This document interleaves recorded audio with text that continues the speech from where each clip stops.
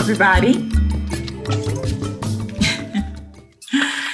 So when we dare to be powerful, we women create organizations, we collaborate with allies, we use art as a tool for liberation, and we create incredible events such as this.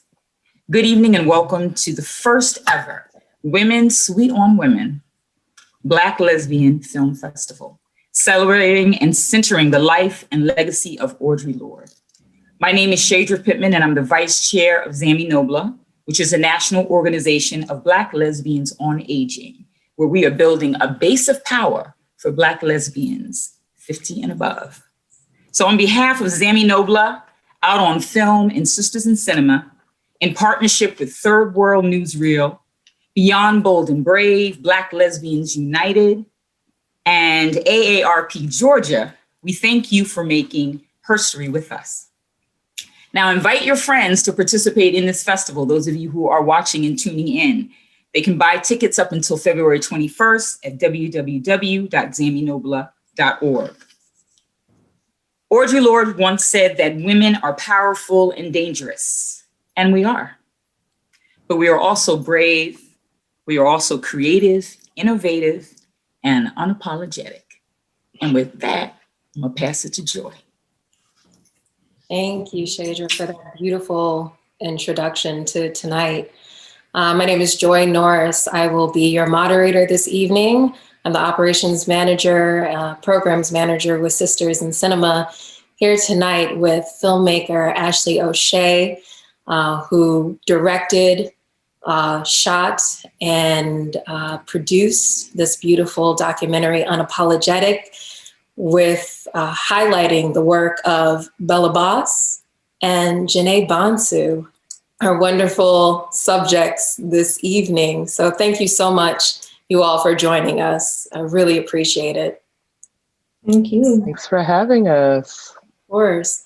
So to jump in, I know you all have talked a lot about this film over time. Ashley, it took you years to create this work.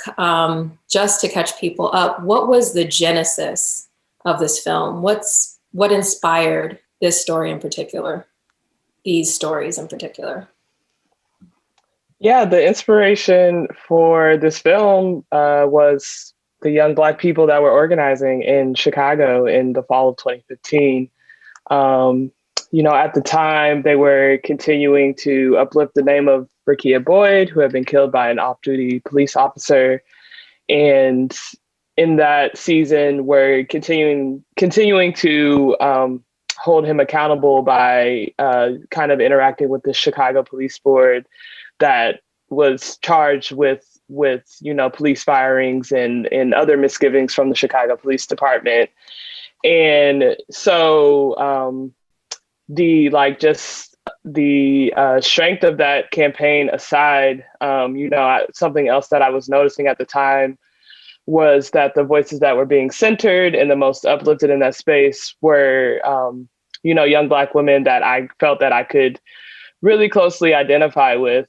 And that wasn't something that I had really seen a lot when I was learning about social movements in my education. And so there was just like an energy and an electricity to that season of time that marked something really important and special in Chicago. And so I didn't want that season to pass without it being documented in some way. Certainly did not think it was going to be a featured film at the time, but I met Janae and started following her in her journey. And then a few months later, I met Bella. And as you see, they are just, such incredible human beings. And so I felt like I just had a responsibility to shed some light on their journeys. So for Janae and Bella, what made you trust Ashley to follow you through your lives for this long, to spend this much time with her? What made you know that this was a person that you could, expose yourselves to in this way and your work? Yeah, for me, I just hold a general politic around trusting Black women. I think that I would have, my willingness to participate in whatever this was going to be, because like Ashley said herself, like she didn't know that this would turn into a feature film. So I certainly didn't when she approached me, but my whole energy would have been very different, if she wasn't a Black woman. And so the fact that this turned into essentially 5 years of like, she'd have been in my house, she'd have been in my people's house in South Carolina, like she's met my dissertation advice. Like there's been so many spaces that, I've opened to her. But it was off the strength of, or just the general principle of like, she is invested in telling a story of leadership and resistance that is counterintuitive to how history has represented leadership in social movements, in Black social movements.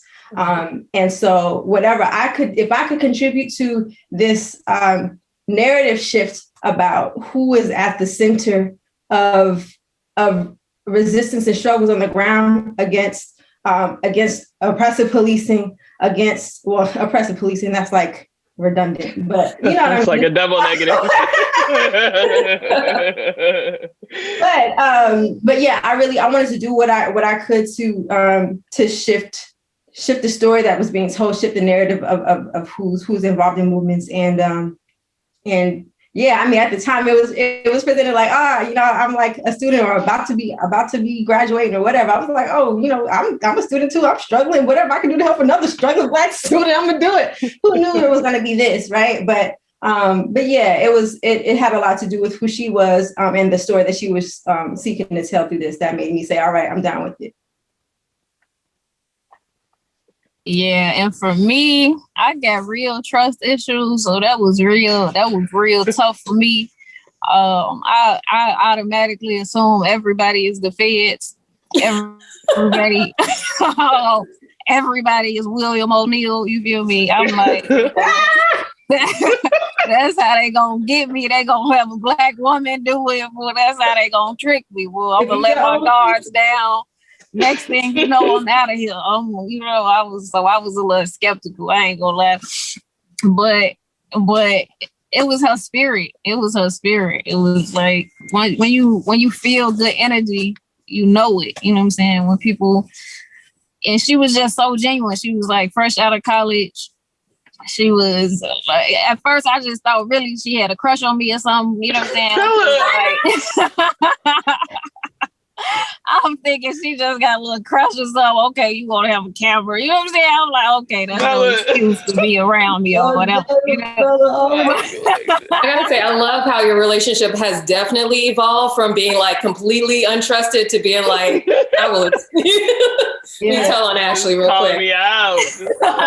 No, our relationship grew so much though. Like, it took the whole 5 years of filming it though. Like, it wasn't just like, okay, now that I let you in, I'm gonna let you all the way in. Like, no, it was baby steps. Like, I resisted her really getting to know my mama and stuff, like, because that's real personal to me. I'm like, okay, it's one thing for me to just tell what I feel or what I think. I do that all day anyway, like, that's no problem. But really letting people in, letting them come see my family, letting them come meet my family. She went with me to go visit my brother. Like, that's something I don't do. I don't really let people in like that. So it really took a lot, but she really cultivated that. Like, she was really persistent and caring, and in a way that it was just like, okay, I want you to see this. I want you to be the one to tell this part of my story. If anybody gonna tell it, because I know that you are really genuine, and I know that you really are going to care for how my story is being told, especially because I just really done gave you so much trouble even getting to this part that I know that you're not finna just fumble the ball. I already know that it. So glad you are honest about it, because yeah, I'm like, Janae it was quick, but yeah, you took a little time, but it's all good. Opposite ends of the spectrum when it came to trust. Not saying Janae didn't have her guards up about certain things, but yeah, it's funny to see the differences. Well, that's a nice segue to my next question, because with so many 5 years of footage, you have met families, you have seen these experienced these very vulnerable moments between Janae and Bella. How then do you go back through all of the footage that you have to tell these specific stories? And how did you decide, like, if something felt too personal, did you come up against like challenges of like, that doesn't feel right to tell or expose, or, you know, when you create this kind of relationship, you start getting, you know, you develop an affection for your subjects, right? Yeah, and I mean, it was even more difficult because I was shooting almost all of these scenes. So I was really close to the material, to the point where I would just give it to my editor, Ruben, and like not look at it for a very long time. So the process of refining that and figuring out the stories that we wanted to come through really was another benefit of time, I think, because initially so much was happening from like 2015 to like throughout 2016, like just in terms of like organizing in Chicago, that, you know, I would be out at least once a week filming an action or a campaign. And I thought, like, we're going to put all of this stuff in the film because it all felt really important to me, and it was important. But, you know, that was kind of the moment when I had to go back to my roots of like film school and like thinking about like what makes an interesting story. And as we started to just get access to more spaces and get feedback about like what we had so far, it became clear that what people were most interested in were the stories of like the intimate moments with Janae and Bella. And so we started to kind of move away from this like action, wanting to just highlight all of these different events, and started really trying to craft it around what they were going through. And so those were, it was like moving in tandem, because like we would see something and figure something out, and then I'd be like, okay, I need to like try to go home with Janae to South Carolina, or, you know, like the very last scene we filmed was going with Bella to visit her brother. And that was after we had already kind of put together a rough cut of the whole film. And it just felt like there was a really big missing piece. Like, it was very clear that we had this storyline about how incarceration had affected her. But it was, you know, people understand more when you show them versus tell them. So we really just trusted the process in that way. And, you know, we're finally able to raise enough money to like do it full time for like 3 or 4 months. And that's when everything started to really coalesce.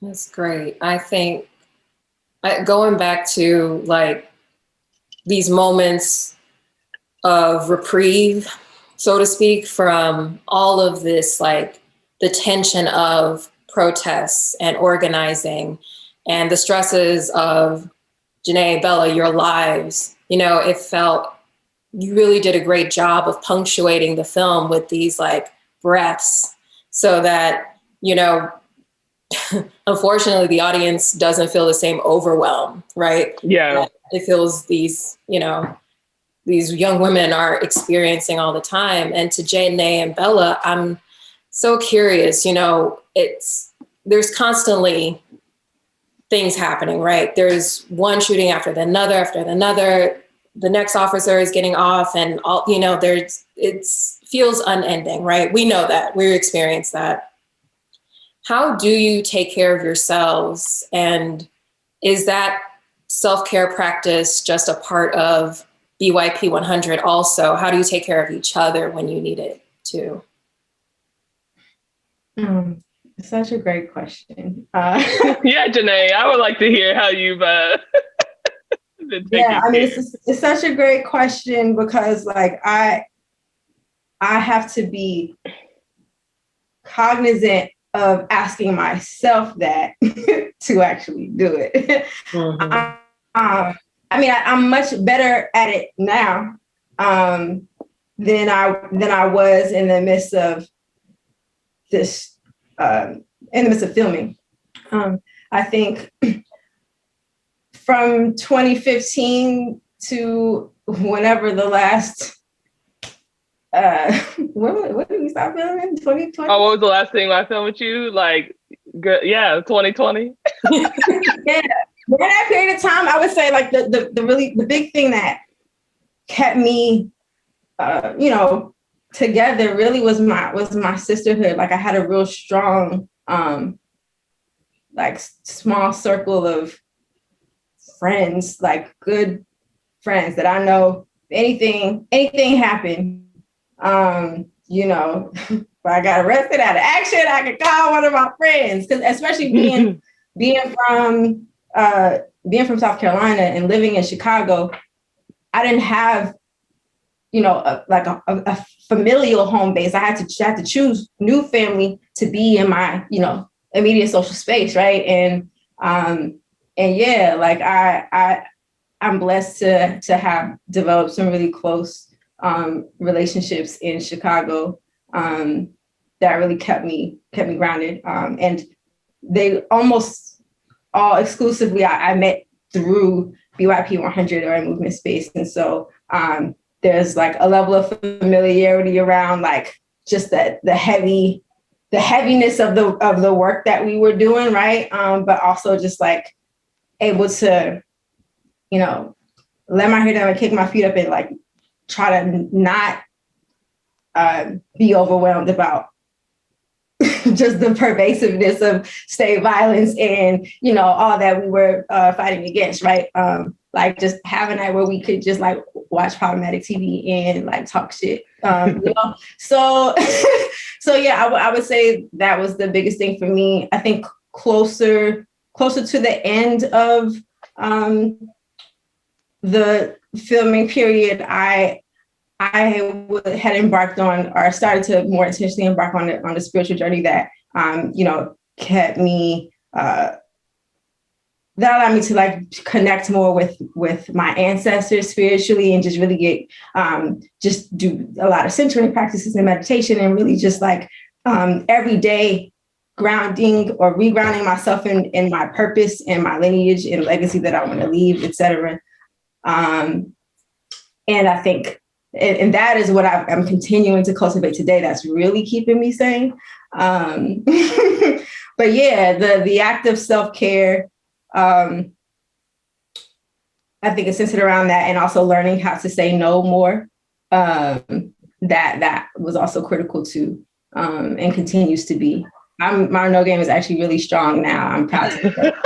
I'm a lot happier these days. I'm smiling. My skin is clear. Like, I'm yes, learn how to say no, y'all. To what doesn't serve you and doesn't like fit in your space. I'm good at that now. Beautiful. Good. Absolutely. Yeah, I would echo that and just say that like my self-care today looks a lot different than it did during the filming process. I guess everyone's probably does right now. We're in the middle of a pandemic.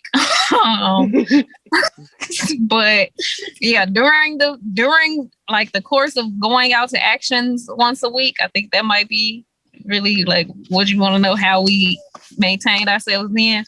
For me, during that time period, protesting was my self-care though.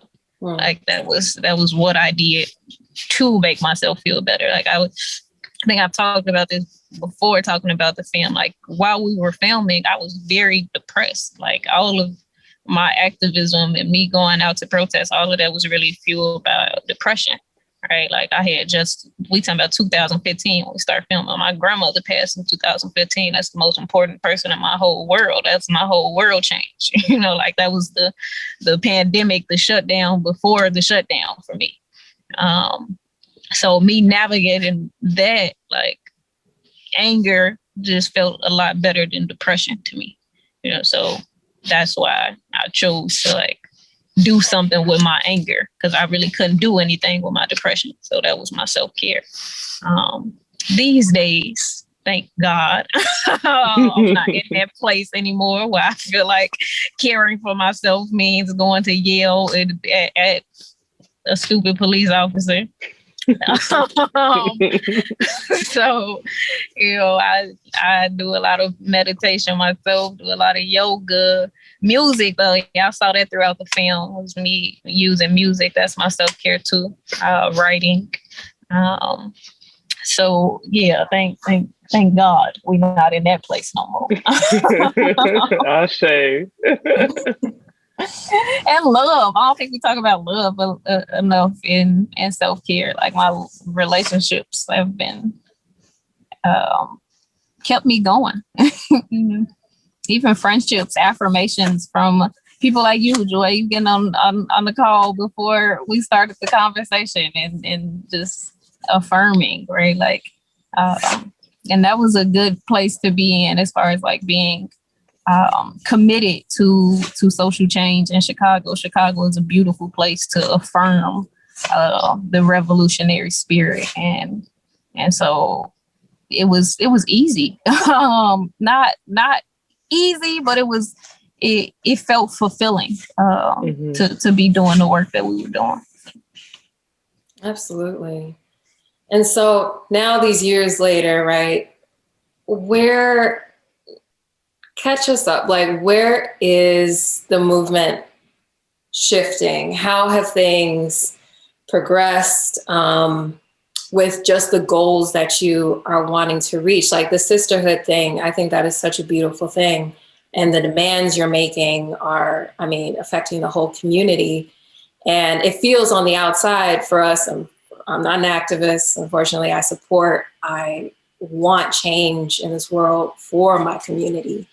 But it feels like there are things that are just slow moving, and that's just inherent in the system. It feels like we're kind of just trained to be like, well, that's how things are. But from your vantage point, your ear to the ground, how have you seen things shifting since the start of the film to now in Chicago?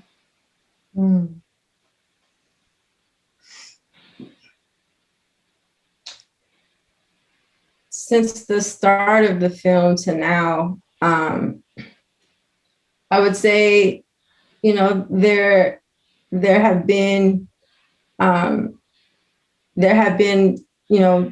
some wins. I think some wins were even captured on film. I feel like the stuff that was covered, or that even that came at the heels of a lot of the mobilizations and organizing that was happening, especially in the early years of 2015, 2016. The former Chicago police superintendent being fired, the ousting of Anita Alvarez, the end of Mayor Rahm Emanuel's reign. Those are all victories. I think since then there have been some major shifts that are happening, not just in Chicago, but just like across the country. I think particularly around people grasping onto this idea of defunding the police. And people debate it all the time, whether it's a good slogan or a bad slogan, whether it makes sense or whatever the case is. But the fact of the matter is, at the basic level, people weren't talking about defund the police at the scale that they are now. We always been talking about it. We always been demanding it. I'm like, hey, thank y'all for catching up now. Like, that's what we're trying to tell y'all, but the fact that, it is being talked about on CNN and MSNBC and all of that stuff is because, it's I think a culmination of like the resistance that you were seeing in the film, right? And so, the fact that Lori Lightfoot in Chicago can't even fix her mouth to say, you know, that she's not invested in doing it. It's just fuel to the fire, right? To get us closer to where we want to be. So I think there's a lot of narrative shift happening. But then there's also just like the external forces of the pandemic, right? So that has changed the ways that people have had to actually organize, you know, strategy sessions and things like that, moving to Zoom, and then you got to think about like security issues and things like that. You know, like it's just for me and just especially now that I have relocated out of Chicago, I do know that there's a lot more like mutual aid work happening, just because, like, yes, state violence is pervasive. It's like a constant. But when you add a global pandemic on top of it, you know, our people have like immediate needs that need to be met. And so like that's part of organizing for Black liberation too, right? And so you kind of have to shift your energies to like, so how do we make sure that we're all taken care of? How do we pool our resources together to handle that? So that we can be sustained to do this other fight too, right? So yeah, and from my perspective, I've seen a lot more mutual aid efforts, which I think is dope, and I think is abolitionist too. But yeah, I don't know what you think, brother, being that you still Chicago all day, every day. Hey, that's right. Okay, so I feel like what's changed? Was that the question? What changed? Yeah. Since then? Okay, so I mean, really, the whole world has changed since we were filming this, right? With the pandemic, with the uprisings after the murder of George Floyd. So with that being though, like, I don't think that there would have been that type of uprising, that type of response to the murder of George Floyd, the murder of Breonna Taylor, had it not been for the work that you saw us do in Unapologetic. And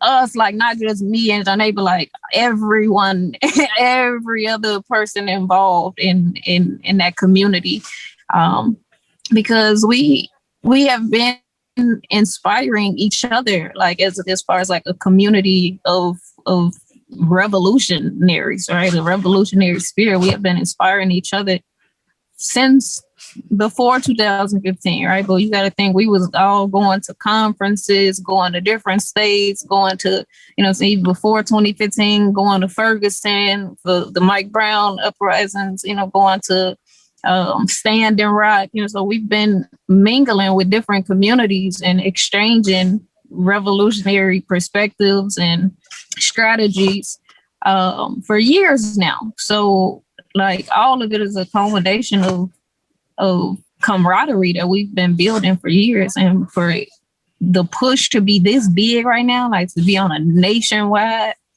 conversation, to have presidents and former presidents speaking about defund the police, like regardless of what context they're speaking about it in, that conversation would not be had it not been for the work of young Black revolutionaries, right? So it's just beautiful. It's just beautiful for me to see and experience. And something that really struck me about it was Angela Davis said in a recent interview that she did not think that she would see in her lifetime a moment where people were talking about abolition on a national scale, right? Like, this is Angela Davis. Like, baby, it's been decades, okay? So for you to not think that you would see this manifest, right? And for us to be like really young in our activism and see it manifest right now, it just gives me all types of hope and fuel to keep going, because it's like, it's really no telling what well, it is a lot of, it's telling, it's very telling about what we can accomplish, right? If we just keep going, if we just stick to pace, if we just keep like fighting every day as if like this day could be the day that abolition happens, right? Even though it might not be for 100 years, right? Like just to keep going at it with this spirit that we are making changes. What we are doing right now is going to, it matters, right? And it's going to matter to future generations, right? Like I feel like, I ain't gonna lie, I feel like an OG. I know I'm super young in this, but I feel like an OG at this point. Like you asking what changed, but for real, like at this point, I kind of feel like OG a little bit just because there's so many people younger than me who are leading the movements now, right? Like I'm not on the front lines no more. Like y'all crazy. I'm not. That's so crazy. Bella said, I'm supervising. not like, no, I mean like, I just, no, like, I feel you though, like there's a BYP 100 member that I had a one-on-one with last week that asked me to be a mentor. And I was like, who, me? So see, I'm glad you all are bringing this up because yes, you all are still very young, right? In what you're doing and setting out to accomplish. And I'm curious, I know there's a saying, in essence, basically the young are strapped with the fate of fixing all the problems in society passed down from the previous generations. This is sort of like a two-part question. One, do you feel that some part of your youth or these traditional years of just, you know, being free to do as you will, not having the stresses of like the world on your shoulders, do you feel you lost some of that in your activism? And two, how has that affected the relationship with older activists, like intergenerational activist relationships? I think that's a profound question. So I think that, so I echo what Bella said about feeling different now, kind of feeling old, even though we're not old by any stretch of the imagination. But being where I am now, having the perspectives and experiences that I have had over the past, 7-8 years that I've just like been, involved in movement building, right? It makes me want to appreciate the old heads in my mind more, where at a time it's like, man, I always think they know everything, man, things are different now. Like, where I would have a little less patience for, what older organizers and activists would have to say about certain things.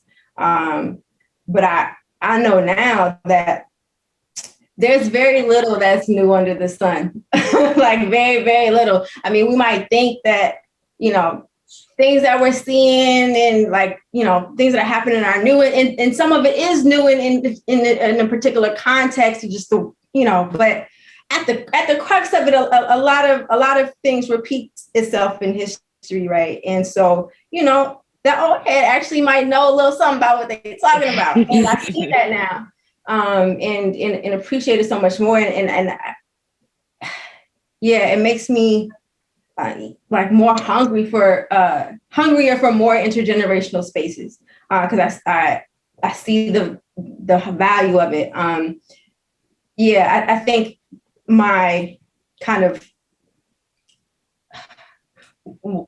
part of why I didn't value it as much before was just, my political home was full of just young Black people. Like literally our BYP 100 core membership is 18 to 35. So it was literally like, if you old, you ain't even got no place in here, period. but no, just kidding. We do have like a lot of elders that advise us, but yeah. And on the other side of that, I do feel like being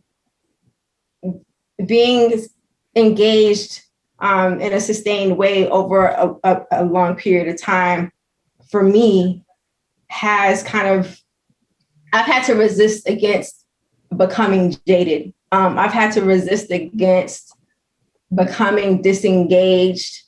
On many levels. I've had to, which is why I kind of like regrounding in my purpose, regrounding why I, wake up every morning to do what I do is so important, because it's easy to just be like, it's just easy to be jaded. And that has been a struggle for me, if I'm being completely honest. And it's just time taking a toll, and just seeing the same things happen over and over again. It's still a struggle, and even harder now that I don't have the same community that I had spent years building in Chicago, and I'm in a different immediate political context in Columbia, South Carolina versus Chicago. So it's definitely an ongoing struggle for me. Thank you for sharing that, Will. My turn. Bella, do you care to? Not my turn. I felt like she just said. I felt like she just said it. But the question was about intergenerational activism. If you feel like you missed out on the, your early 20s because you were dedicating it to the cause. And I forgot the second part, but that was the first part. Well, yeah. And has that affected how you look at previous generations for, yes, kind of kicking the can down the road with, to the next generation of dealing with these problems?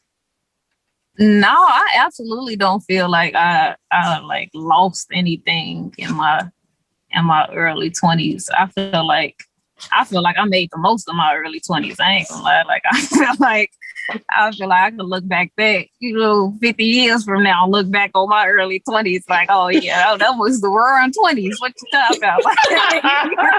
Right. For real. Good to know. Like, no, we did that. Like, no, I don't regret it at all. I can't say I feel like I lost anything with that. If anything, I might feel like I lost some time in some relationships I shouldn't have been in. But not in my relationship to the movement. No, not at all. That's beautiful. And then just your relationship with older activists also, has that been strong, healthy? How do you feel about, that community? Yeah, so I ain't gonna lie. All the activists love me. I don't know what it is. Every generation love me, for real. I can't, it be the old heads, the super young babies, the ones right above, like, yeah, baby, you little boss. I ain't got no.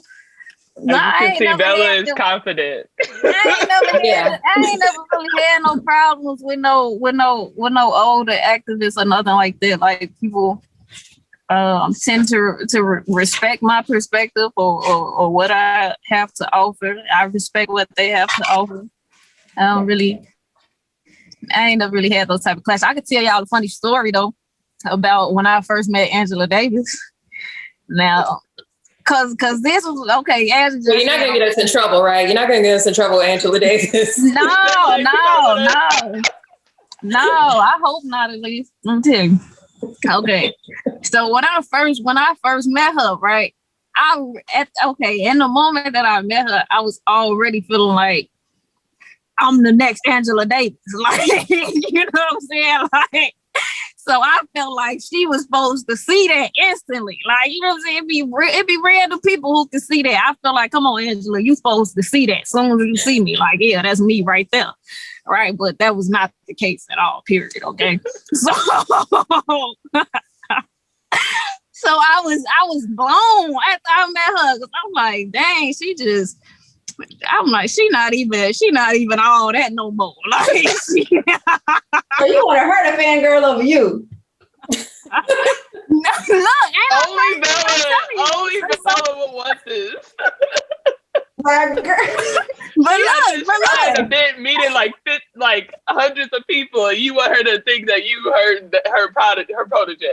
right, yeah, that's what I thought. That's what I thought was supposed to happen. That's what I thought. And you know what I'm saying? It was a dream come true, me being her. That was my dream. You know what I'm saying? So I was really thinking about my dreams, not really putting it into real life context that I'm really meeting Angela Davis for real. You know, it was like I'm living a dream, but it was no, she shut that down real quick, baby. Okay. Did you tell her? Did you say something to her about thinking you were the next Angela Davis? Yeah, come on. Yeah, I did. I was like, I ain't tell it like that, but I was like, oh, I'm like, okay, I know you. Like meeting Beyonce and being like, I'm the next Beyonce. Right. You're going to find my EP in a little bit, B. Like, you know. Right. I'm like, come on, man. You gotta come on now. It's gonna be people who wouldn't even know you who you are if I ain't say it in the song. So come on, Angela, you gotta come on now. Wow. But she Wow. Meanwhile, first time I met Angela Davis, I was just like, can I have a picture? I respect you so much. I wouldn't know anything about abolition if it wasn't for you. no, but she was so, but actually she was so poised and just so. I learned so much from it in retrospect, not in that moment, but in retrospect, I learned so much from just how she carried herself. And it was just like, oh, okay. Like I really gotta stop tweaking like like you, Angela Davis.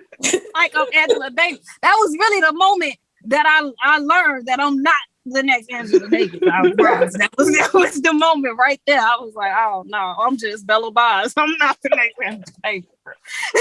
Well, not just, you know? I mean, oh my gosh. A great segue to my next question. You, with all that you have experienced, what have you all, oh, you might yell at me, but have you considered, seeing how the state of things, have you all thought about getting into public office or running? Like, do you trust, where, at what level? I know this was going to be like, a girl, really? That kind of no, I'm not, that's not why I'm reacting like this. Go ahead, finish your question. But have you, has any part of you thought that there's an ability to change the system from within at some point, or just changed your outlook on how to, or just how you move as an activist, or your career, your future in this movement?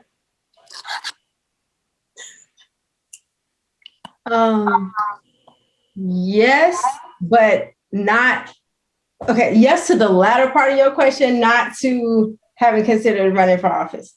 Okay. I have no interest in being an elected official. I don't, but I also don't knock that as a, potential, like, I don't knock the potential of, I know there are like, there are people in Chicago City Council right now whose like politics I respect. I mean, this is a very, very, very small number, but like they there, right? That who have come out of like progressive social movements, right? And so they exist, right?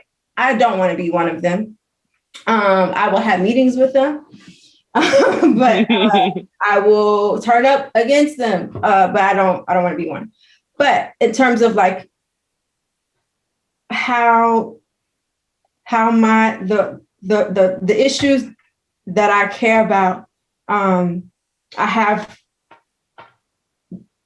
my work in the way that I move has evolved over time. So, I am thinking more about not just focusing both on structural change, policy change, as well as meeting my people's immediate needs. So I, as if you watch the film, you know that I am in the field of social work. I have a lot of problems with the field of social work in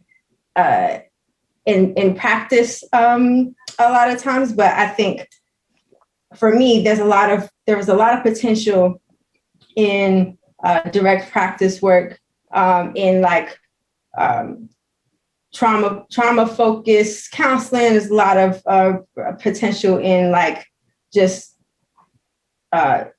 conjoining direct services that meet people's needs with political organizing that I really want to kind of be at the nexus of, which is where I'm moving now. You know, back when the Unapologetic was being filmed, I was in the streets a lot, and I was super far from finishing my PhD. So like, I really couldn't even think about what my work looked like outside of, you know, a direct action or a strategy session or like me in the classroom. But now I am working towards just kind of like combining all of my experience as an organizer, as a social worker, as a I don't want to call myself an academic activist, scholar, activist, whatever. And yeah, kind of work at that intersection. But no, not as an elected official though. More like a I don't know, radical social worker. I don't know what to call myself, but but the way that I've thought about my work and how that looks has definitely evolved over the past 5 years for sure. Yeah, I feel like it's always evolving, actually. Like, I was really just supposed to be doing poems and raps and stuff, okay? I don't know how they ended up having me co-organizing actions and all that. I don't even know how I got swept into that. I was really just supposed to be there doing my rap, doing my poem. Doing my rap. Okay. But yeah, it's always evolving because you just see that it's a need for you everywhere, you know. But what I've had to learn is like, no, it's a need for somebody everywhere. It ain't a need for me everywhere. You know what I'm saying? Like, somebody gotta be there to patch that hole up, but I gotta be right here and patch this hole up because this is what I can do well, you know. But yeah, you know, Janae got me thinking about going to get my PhD. I feel like okay. For real, like, not, you know, don't do it. Reconsider. I'm saying, I be, look, you be having me wanting to do it, and then you be crying in the film and shit. I be like, no, I ain't gonna do that. Boy, somebody make me cry like that, I'm gonna have to fight. I ain't gonna be able to. I'm not gonna get a good grade. You got me crying like that.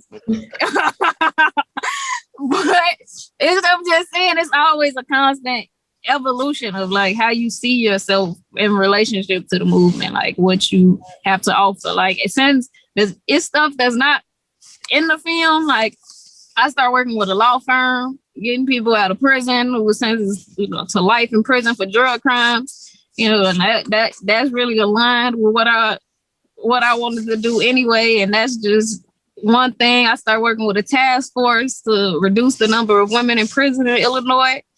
So it's just like everything just I just start seeing myself like everywhere. Like, okay, I could do, this is important to me, so I can lend myself to this way. I can lend myself to this way, that way. I have absolutely thought about being the president of the United States of America. This is why I laughed in the beginning, because one day Bella, we were about to do an interview, and she literally said, I need to figure out how to become the president of the United States. And I was like, what are you talking about? For real, but we ain't there as a nation yet. You feel me? Like, I ain't there personally yet either, but as a nation, we not there yet, because I'm gonna need the people who vote for me to be coming like the people who voted for Trump to be coming. And I don't think people are ready like that, because I'm trying to do coups and all that. Like, if I'm the president, baby, this gonna look a whole lot different.